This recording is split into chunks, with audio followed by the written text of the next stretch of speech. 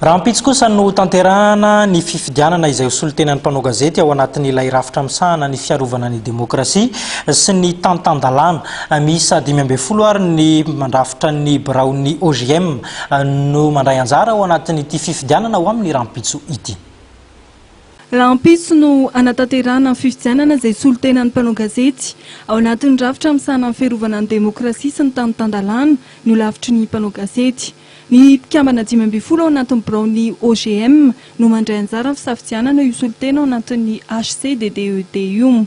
Anisan'ny ankolafy tafiditra ao anatin'io HCDDED io ny mpanao gazety. Ny olafitry ny mpanao gazety no manendry ny solotena ao anatin'io ary fifidianana izy io.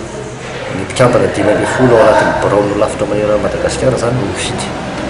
Hatramin'izao raha taratasy ny valopy moa zany mbola tsy sokafana dia eo amin'ny 7 eo angamba ilay kandida nametraka episaka amin'io ao fidiana. Rapitso Zoma 20 martsa amin'ny tolakandro no manaovana ny fifidianana ary efa tafakatreto taona raha mpikambana anatin'ny rafitra any amin'ny faritany amin'izao fotoan'izao anaty fifidianana.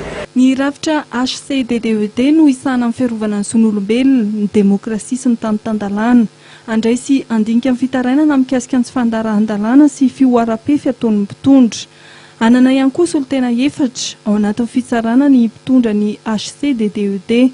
Raha piso arak'izany no ahafantarana ny anaran'ny solotena mpanao gazety ao anatin'ny rafitra HCDDED.